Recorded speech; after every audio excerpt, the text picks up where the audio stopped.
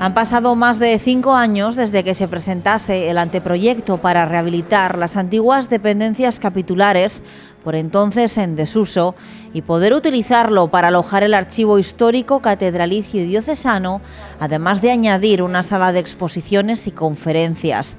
Un espacio que también cuenta ahora con una sala de consultas de la catedral. Esta semana, Cantabria de Cerca, edición Cultura, les quiere mostrar algunos de los rincones de este espacio tan polivalente, que ya es una realidad y en el que se abrazan la fe y la cultura.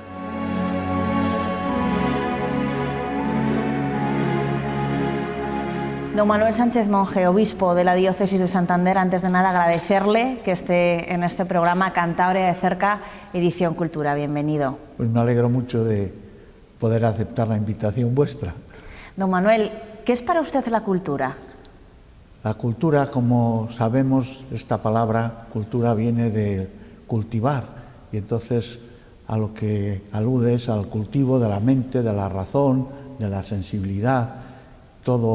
La cultura tiene un campo de ocupación muy amplio, pero en el fondo lo que hace es que ayuda a tomar conciencia de uno mismo, del mundo en el que vive, de la historia que es la que le ha ido forjando, y le da herramientas también para ser crítico ante cualquier cosa que pueda intentar meterse en su cabeza, en su corazón, y tiene que pasar por ese filtro nuestro que es la cultura, que nos hace aceptar unas cosas, rechazar otras, prolongar y hacer que se desarrollen aspectos que hasta ahora no estaban suficientemente desarrollados.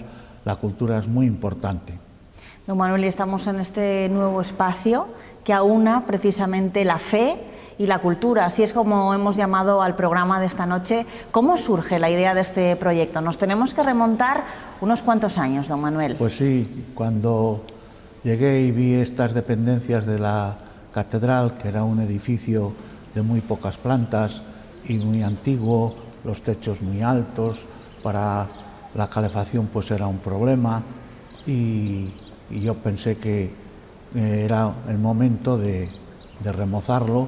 Hicimos este proyecto, ya contando con que no podríamos alterar las paredes de la calle fundamentales, pues era vaciar el edificio y hacerle completamente nuevo. Se hizo un proyecto y se presentó al 1,5% cultural del Ministerio entonces de Fomento, y al frente del cual estaba Íñigo de la Serna. Entonces yo dije que se preparara un proyecto, pero que fuera tan bueno que nunca el ministro tuviera que ponerse colorado para defender un proyecto de su tierra. Entonces presentaron el proyecto, quedó entre los mejores y nos dieron el máximo de subvención que se puede obtener por el 1,5% cultural, que es el 85% de todo el proyecto que se presenta.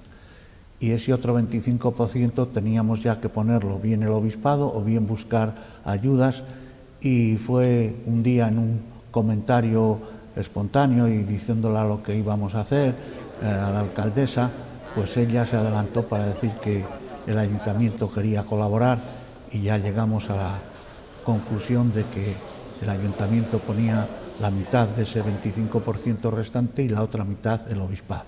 Pues supone seguir mejorando nuestro entorno, seguir teniendo más oportunidades de ser foco de atracción para el anillo cultural y también para los santanderinos. Supone tener otra nueva oferta en el centro de la ciudad y supone pues mejorar todo el entorno de la catedral. Hemos de recordar que ese plan director de la catedral que diseñaron González Echegaray y Casado Soto, ahora ya sí que tiene pues todas sus obras en pleno funcionamiento y ya terminadas. Ahora ya sí que tenemos la antigua calle de Santander, la plaza de Guinotrecu, la esquina de la catedral y ahora este archivo catedralicio. Este edificio eran unas dependencias de religiosos que contenían también la sala capitular y otros despachos del obispado. Realmente había entrado en desuso y entonces en el encargo nos plantearon darle una nueva vida. Si este edificio se abría al público, además teníamos la opción de recurrir a las subvenciones del 1,5% cultural del Ministerio de Fomento, y así hicimos. Se decidió para ello trasladar todos los archivos diocesano y catedralicio, unificarlos, dotarlos además de unas instalaciones modernas y adecuadas de control higrométrico y de temperatura, porque se contienen incluso pergaminos del siglo XIII, hay material muy valioso, con sistemas de incendio también eliminando oxígeno, sin agua, etcétera, etcétera.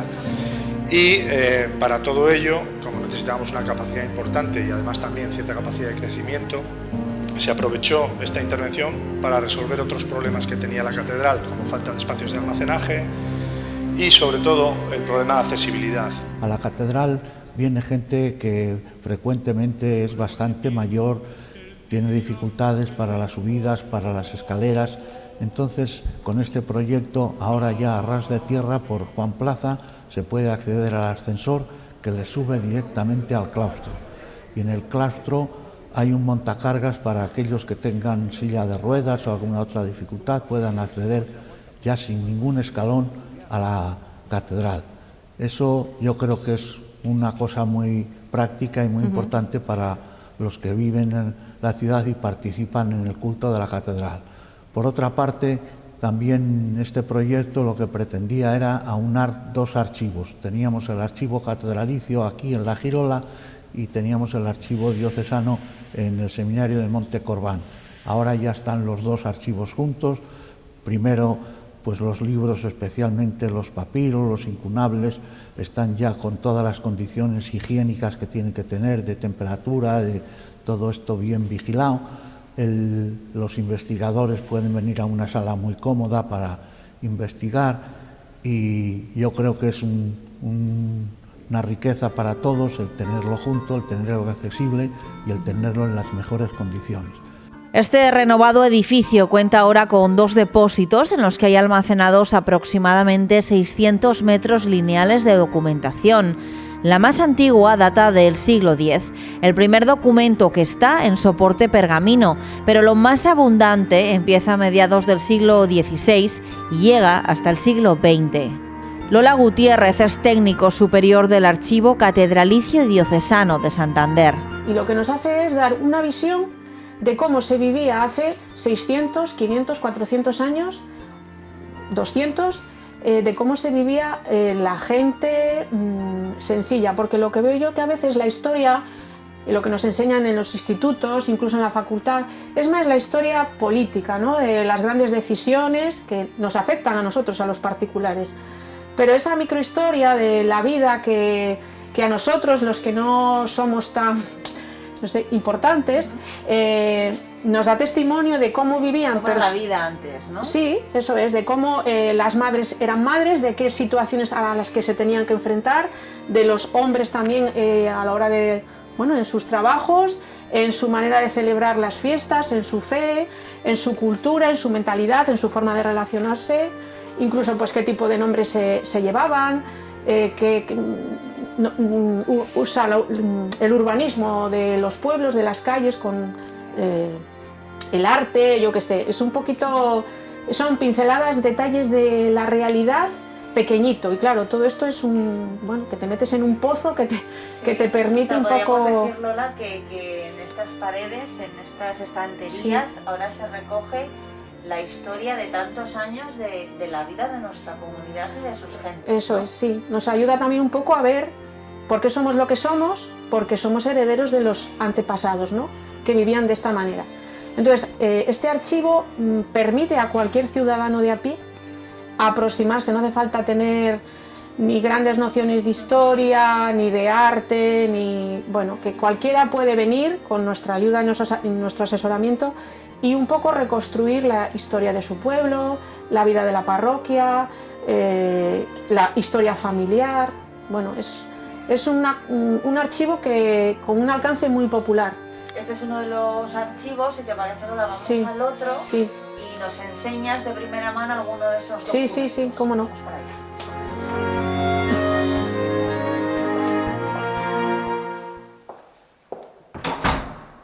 Teníamos la posibilidad de hacer una sala de usos múltiples, como es esta donde estamos ahora, que es amplia. Hemos tenido la suerte de que Hay una especialidad que es el calculista, que es el que ha hecho que con estas columnas que estorban tan poco atrás, pues quede todo el salón diáfano, y es un salón para 200 y pico, 300 sentados, donde caben conferencias, exposiciones y actividades culturales de todo tipo. Bueno, este es el núcleo principal de acceso, que salva la diferencia de cota de lo que hemos excavado en el muro original, bajando prácticamente 8 metros desde donde estaba ubicado el edificio. Hemos pretendido que sea un acceso sencillo, amplio, luminoso, y alcanzamos, después de saltar una interplanta de instalaciones en la que tenemos pues, instalaciones frente a incendios, eléctricas y de climatización de esta parte del edificio, y llegamos a lo que es la planta principal, ¿no? En la que ya aquí pues, hemos alcanzado la cota original del edificio reconstruido, bueno, construido en el año 50. Esta es la sala principal, donde además aquí se van a albergar conferencias, nos comentaba Luis, para muchas personas. Pretende ser una sala de usos múltiples, en la que bueno, preside este espacio lo que antiguamente era un patio de luces, un patio interior, encalado en blanco, con tiestos con geranios. Y el muro este también estaba encalado entero. En aquella parte, además, se hizo una intervención algo desafortunada para instalar unos aseos, una dotación de aseos para los turistas en la zona del claustro, que la hemos restituido en otro material, como exige la ley de patrimonio, para que se distinga del original. Y bueno, pues se nos ocurrió, para generar un gran espacio que permita hacer pues, exposiciones, conferencias, incluso algún pequeño concierto de música sacra o clásica, pues necesitamos un espacio diáfano y amplio. Y al final, bueno, pues mediante una intervención muy ingeniosa del ingeniero Calonge, buen amigo mío y magnífico ingeniero, pues conseguimos este espacio diáfano sin pilares, en el que prácticamente más de la mitad del edificio está un poco en el aire, suspendido, y no tocamos ni agredimos el muro original del siglo X. Ese es el muro del que hacía referencia antes. Sí, sí. Aquí debajo vemos unos bataches de hormigón, porque cuando se construyó el edificio en el año 50, Regiones Devastadas, ya excavó 3 metros y bajó la cota, bueno, un poquito por encima de donde estamos. Para eso está esa viga de canto que la hemos transformado en un banco, para evitar el deslizamiento lateral de esos bataches que se ven perfectamente a las juntas, que permitieron, pues ya te digo, ganar esos 3 metros en profundidad y dejar el muro original del castillo apoyado allá arriba.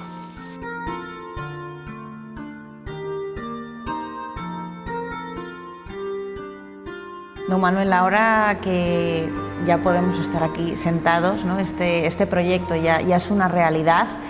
Un proyecto que no ha sido nada sencillo, han sido muchos años de trabajo por parte de cada uno de ustedes que han formado parte de este equipo. ¿Qué piensa usted cuando ahora estamos aquí charlando en esta sala multiusos, que además, por cierto, lleva su nombre, don Manuel? Sí, pero ya cuando las dificultades se pasan nos olvidamos, ya pesan menos, ¿no? Pero sí que tuvimos algunos momentos de mucha dificultad, porque coincidió con que teníamos que tener un visto bueno del gobierno regional de cultura, y resulta que se jubiló el arquitecto, no había otro para sustituirlo en ese momento, los plazos terminaban, desde el Ministerio de Fomento nos decían que podíamos perder la subvención si no llegaba a tiempo. Total, que fueron unos meses un poco más apretados. Luego también, pues al aparecer el refugio, no solo hubo que hacer una modificación del proyecto, sino un proyecto entero nuevo. También yo quiero felicitar al arquitecto y agradecerle la dedicación, porque ha hecho un seguimiento de la obra prácticamente diario, y eso ha evitado también que se retrasaran las cosas, o que a veces, cuando no lo supervisa el arquitecto, al llegar la supervisión hay que echar atrás cosas que se han hecho. Aquí no ha ocurrido así, porque él ha estado muy de cerca siguiendo él y su equipo. David Arce es el arquitecto de este proyecto al que hace referencia el obispo y que nos acompañó en esta visita. David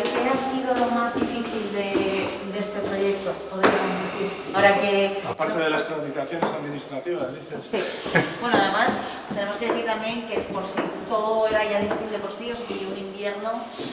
Sí, la verdad es que en plena excavación se puso a llover en noviembre del 2000, yo creo que fue 20, me bailan los años, o igual era el 19.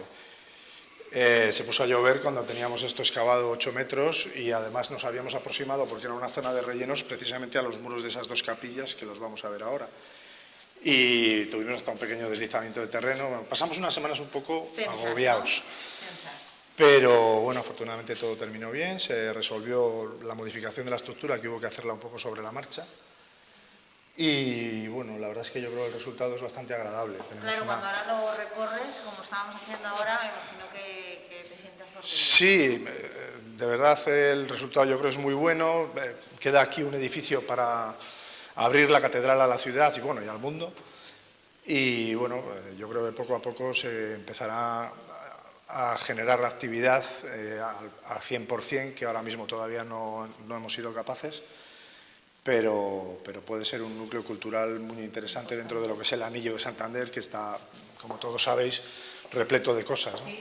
Para la sociedad supone otro reclamo cultural, tanto se sea religioso como no, porque hay que tener en cuenta que en el año 41 Santander se quema, y también con ello se queman muchos edificios institucionales y mucha documentación. Y ahora aquí en el Archivo Catedralicio vamos a tener la recopilación de toda la documentación de diferentes parroquias de Cantabria y también de Corbán. Por eso muchas fe de bautismo que pueden corroborar esos nacimientos de esa época, pues también pueden estar aquí. Un lugar para investigadores, para que en nuestra ciudad también vengan investigadores, para hacer árbol genealógico, para muchas cosas. Sí, esta es la sala de consultas, ahí al fondo tenemos la capilla de la Virgen del Puerto y contigua a ella la primera sala capitular de la catedral del siglo XIV, que es la capilla de San Pedro.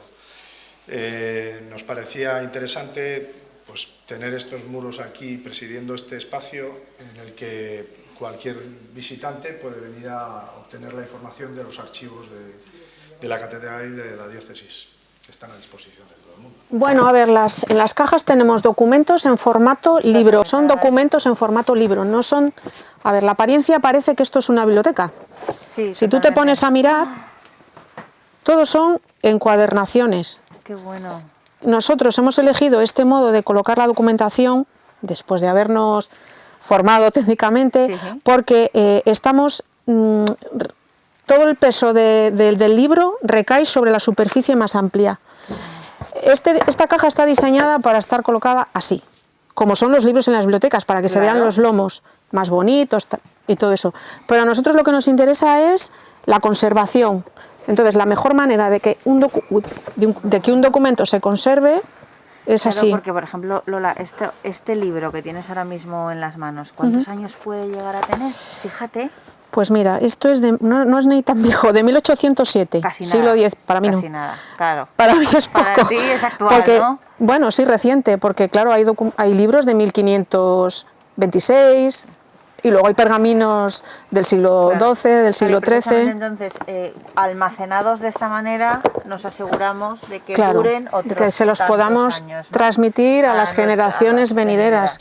Don Manuel, en la presentación, ¿no?, de este proyecto hace no demasiado tiempo, una de las frases que dijo el deán de la catedral, don José Vicente Pérez, que a mí me llamó mucho la atención en su discurso, además un discurso muy bonito y muy emotivo, es que lo que se pretende, entre otras muchas cosas, es que todas las personas que visitemos este lugar nos vayamos mejor y más felices. Pues sí, la fe y la cultura, cuando se juntan en un espacio como este, contribuyen a esas cosas. Primero a disfrutar la belleza y por lo tanto marchar contento, pero sobre todo marchar mejores, porque de algún modo se ven los frutos de la fe, los mejores frutos.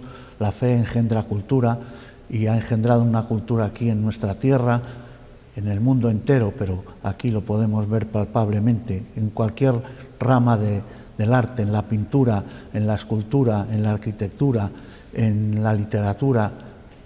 Siempre hay personajes religiosos que son eminentes miembros de esos campos diversos del arte, y por eso yo creo que está muy bien justificada la frase de don José Vicente, que el que entre aquí que salga más feliz y que salga también contento porque ha visto que sus necesidades fundamentales están aquí un poco mejor satisfechas. Tenemos un salón de actos maravilloso, como también pudimos ver, en donde habrá música, en donde habrá conferencias, en donde habrá coloquios, en donde habrá diferentes charlas que sean de interés común. Y después en el refugio, donde se explicará también la historia de la ciudad, donde colocaremos unos paneles, y en la esquina de la catedral, donde hace muchos años pues veíamos una agencia de viajes que no pegaba para nada, pues ahora vamos a tener el lugar del peregrino, una tienda en donde podremos adquirir cosas relacionadas con la catedral y en donde también se sellará el pasaporte del peregrino. Ahí podremos ver la maqueta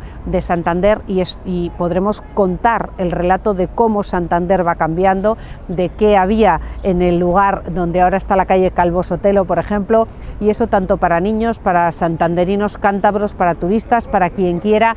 Es algo que es un recurso en donde se va a entender la ciudad de Santander, el crecimiento, el paso de villa a ciudad con esa maqueta maravillosa. Retranqueamos el forjado de los depósitos de la planta superior para dejar esta pieza en doble altura, y además es el punto un poco clave del proyecto, el otro punto clave, porque es el que nos conecta lo nuevo con lo antiguo, a través de esa conexión que ahora veréis a dónde accede.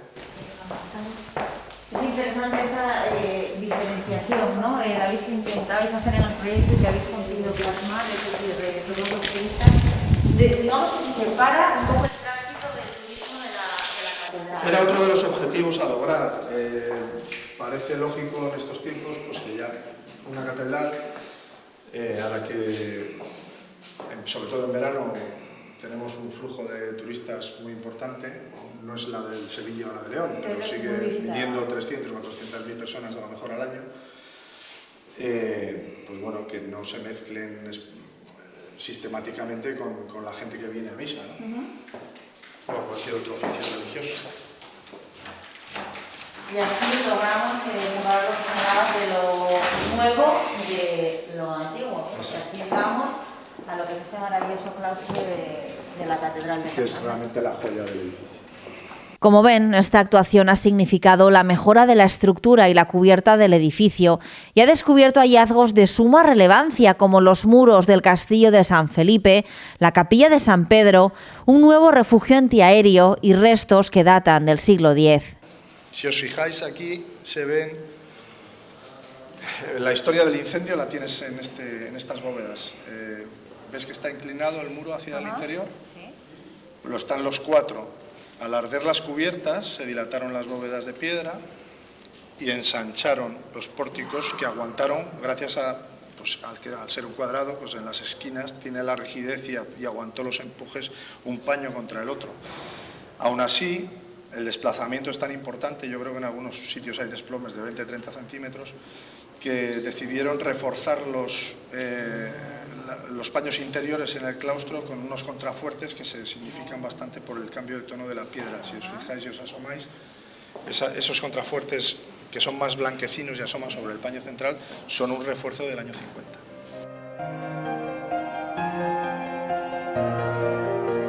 Inevitable que le pregunte por esa sorpresa que le dieron en la presentación, precisamente cuando descubrió esa lona y había un retrato suyo que le había hecho un amigo como es Indalecio Sobrino.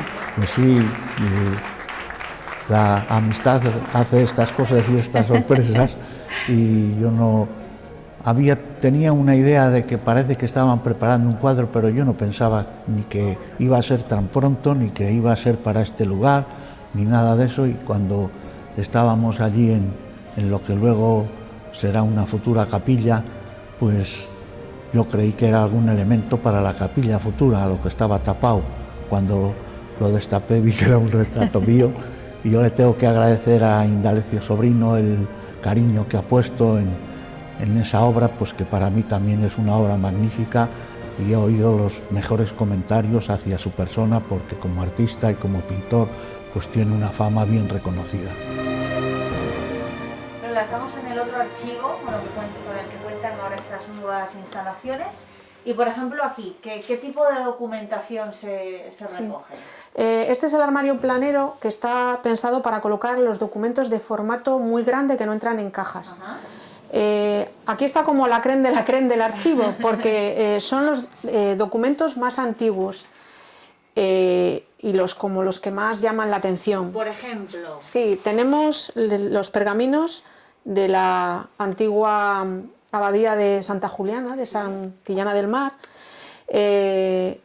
y también de la iglesia de Castrurdiales y del convento del Soto y del monasterio de Santo Toribio de Líbana, donde ya se dan referencia a todas las peregrinaciones desde el siglo XVI para ir a venerar la cruz.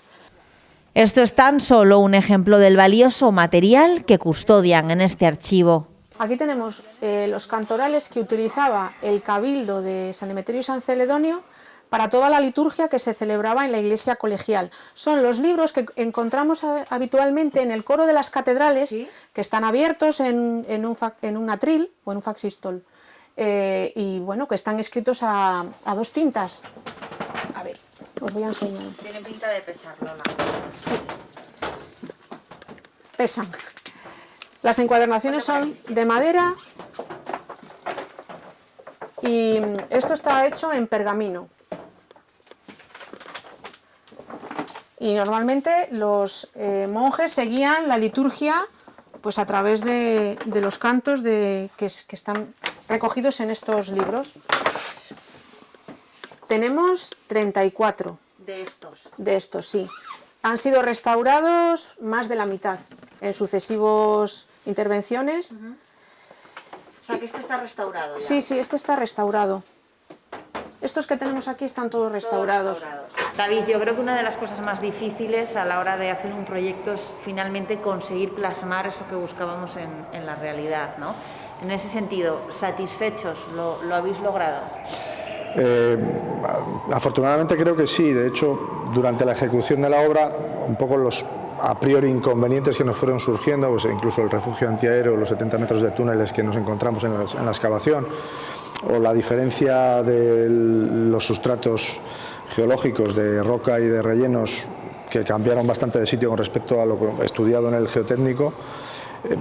Yo creo que hemos conseguido que esos inconvenientes hayan terminado siendo virtudes, ¿no? Porque hemos aprovechado bien esos nuevos muros que se pensaban destruidos de las capillas, hemos incorporado el refugio como otro recinto expositivo más al recorrido turístico que va a tener el centro.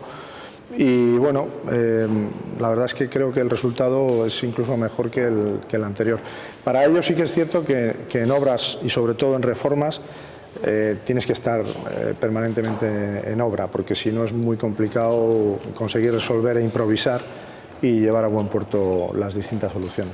Tengo muy claro que cuando usted ya no sea obispo de la diócesis, ya no esté aquí, entre otras muchas cosas, le vamos a recordar como también el obispo que sacó adelante este proyecto. Don Manuel, enhorabuena por la parte que le corresponde, ese grandísimo esfuerzo, ese empeño que ha puesto por sacar este proyecto adelante. A la hora de la verdad, los que han trabajado mucho han sido el arquitecto y don Alejandro, que han hecho un seguimiento muy cercano de la obra y que también han pasado sus apuros para ajustar los presupuestos y las realidades y todas esas cosas que hay que tener una obra de esta envergadura. Con un presupuesto de más de 2,5 millones de euros, el 65% subvencionado por el Ministerio de Cultura y el resto entre Obispado y el Ayuntamiento de Santander, las antiguas dependencias capitulares son ya un abrazo entre la fe y la cultura, un lugar que merece la pena conocer. Claro que invito a todos los santanderinos y a todos los cántabros a quien se encuentren en nuestra ciudad. Yo creo que una de nuestras obligaciones es estar actualizados con las novedades que tenemos en la ciudad, y creo que la catedral y el conjunto de la catedral es maravilloso para nosotros, que ahora podemos entrar y salir y tener información y tener la historia de la ciudad, y por eso invito a todo el mundo a que venga, a que lo conozca, a que se aproveche también de la información y de las actividades que ahí vamos a poder tener, y a que Santander siga teniendo muchas cosas para que sea pues un maravilloso motivo para movernos o para ir en la misma ciudad, si somos santanderinos, a enterarnos de esas novedades para después poder contarlas. Es muy importante que se acerquen, que lo vean, que tampoco vale el oírlo, sino que es necesario verlo, porque impresiona un poco la realidad física de todo lo que se ha hecho aquí. Implicación, entusiasmo y esfuerzo. mucho esfuerzo. Esos son algunos de los valores que han permitido que este proyecto sea hoy una realidad.